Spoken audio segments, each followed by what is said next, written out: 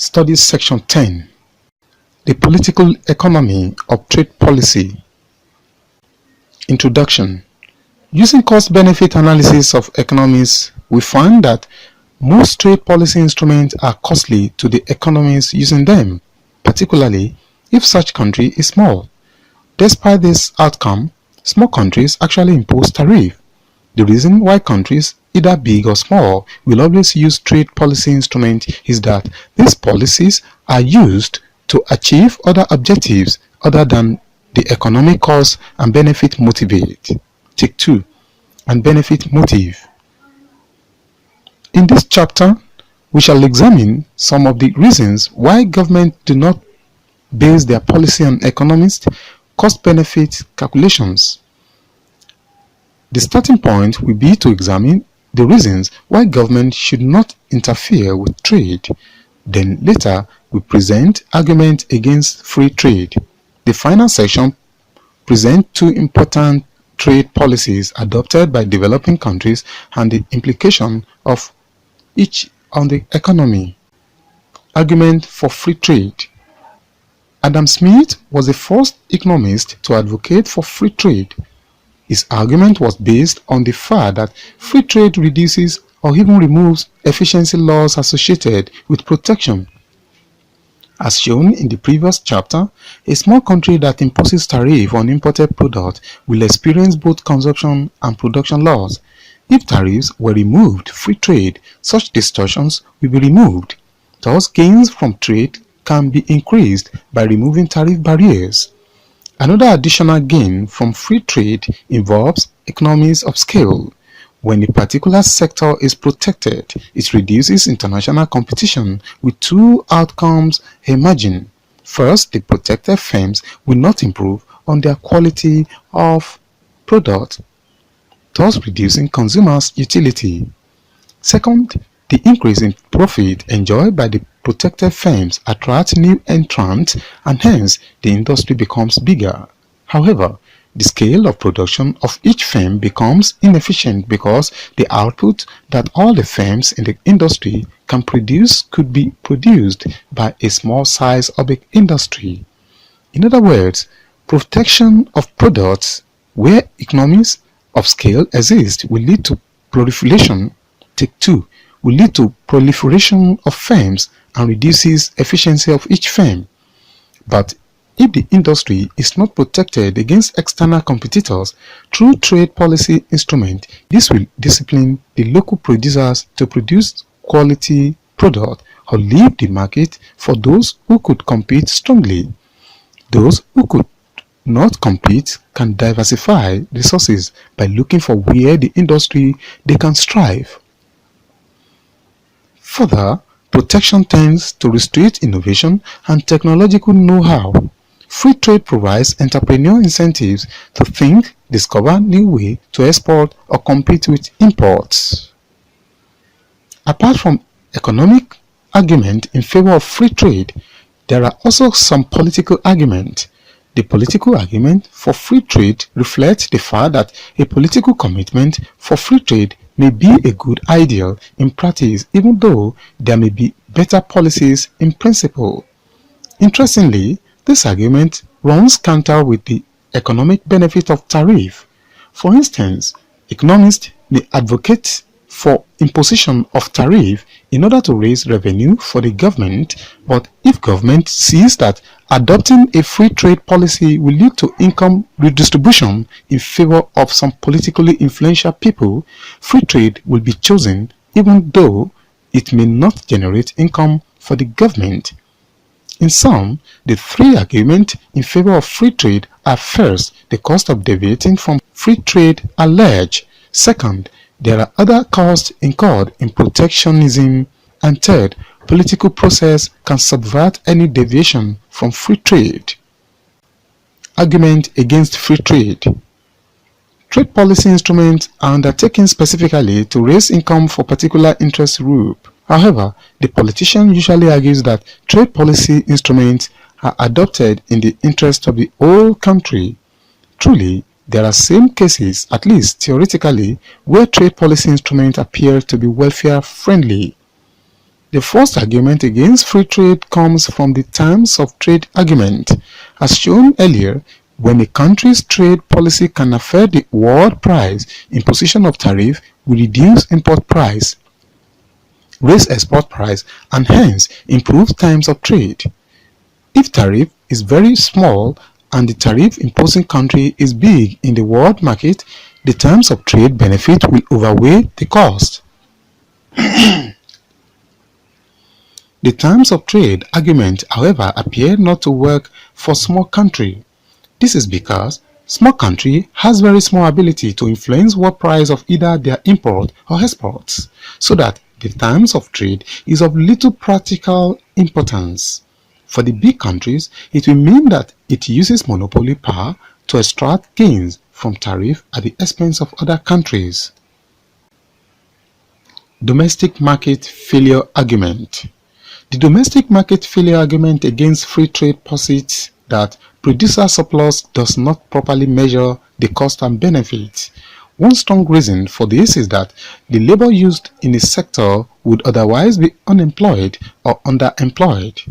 The second reason is born out of the existence of effects in the capital labor market that prevent resources from being transferred as rapidly as they should be to sectors that yield high returns, and the possibility of technological spillover from industries that are new or particularly innovative.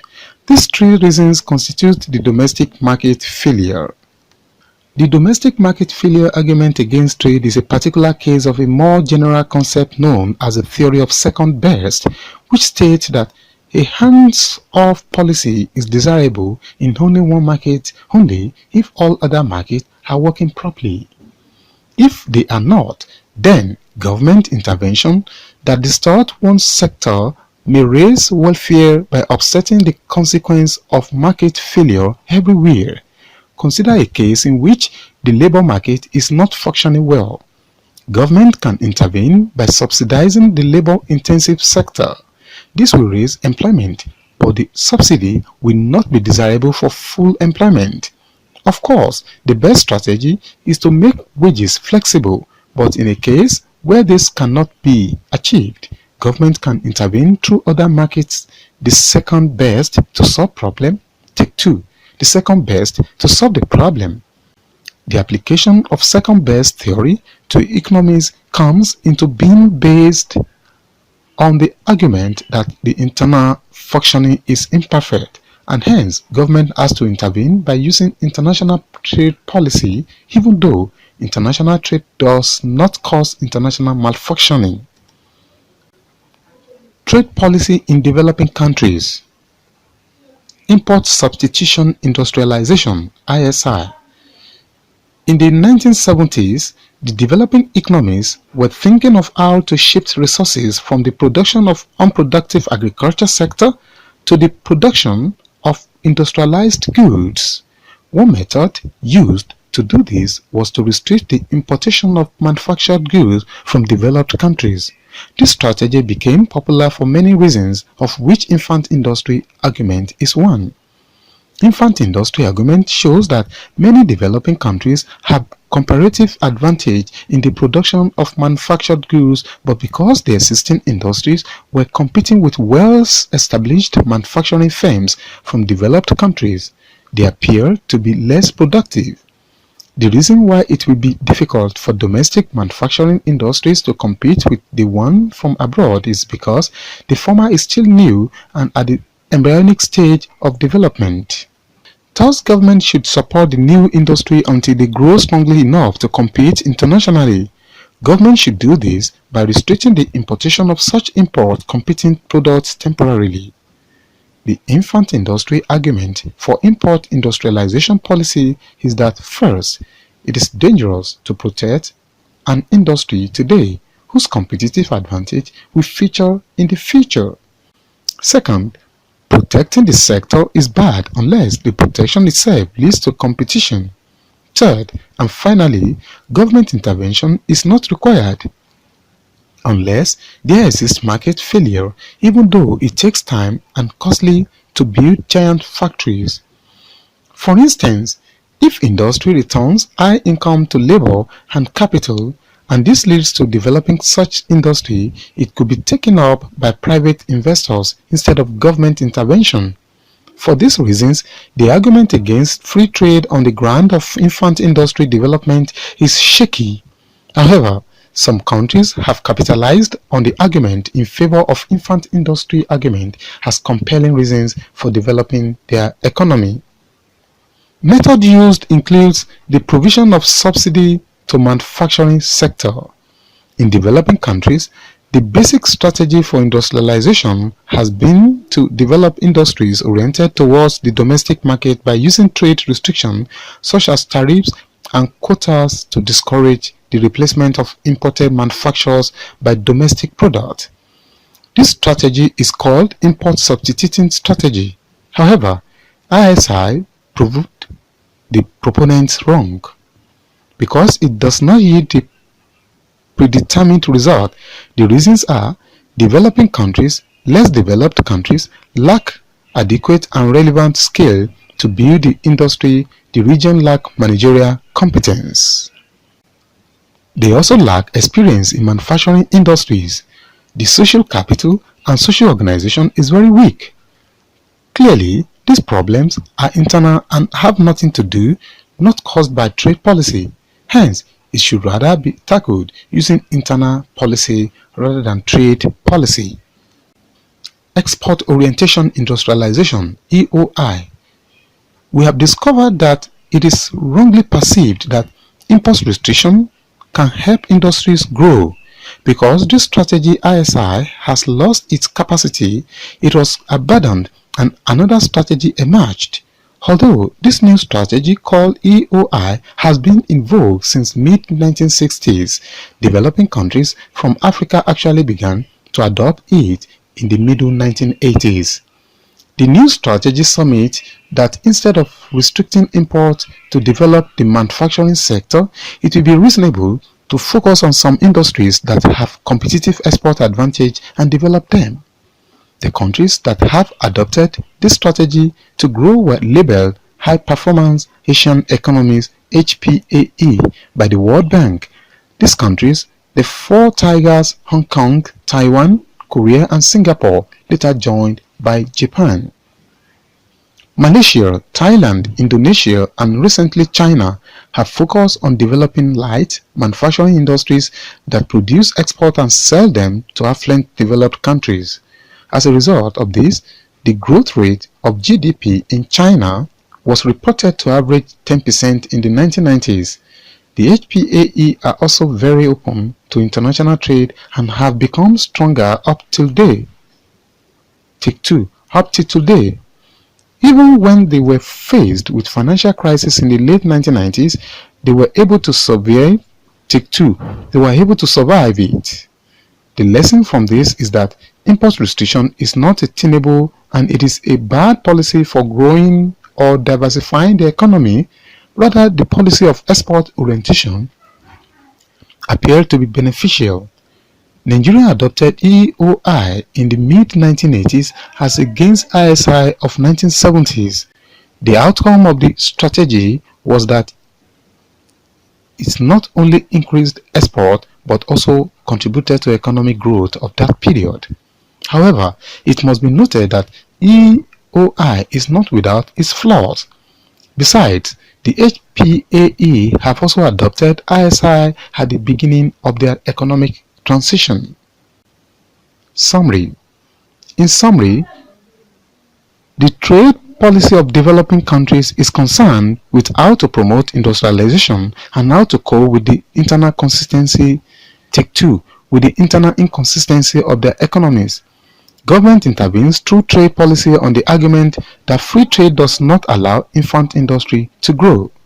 The infant industry argument of trade policy states that manufactured import must be restricted until the domestic infant industries grow enough to compete reasonably, using infant industry argument. Many developing countries, including Nigeria, have adopted import substituting industrialization. This strategy requires that tariff be raised prohibitively on some imported manufacturing products that can be produced domestically. It was, however, discovered later that ISI tend to kill the industry it was set to improve because of internal macroeconomic policy inconsistency. Hence, the strategy was abandoned and paved way for export orientation industrialization (EOI). This strategy implies that government should help the export sector to grow by subsidizing the industry in order to reduce cost of production and also to press for market access for such goods in the international market. The miraculous performance of the four tigers of Asian countries are recently Japan and China has been credited to the use of EOI.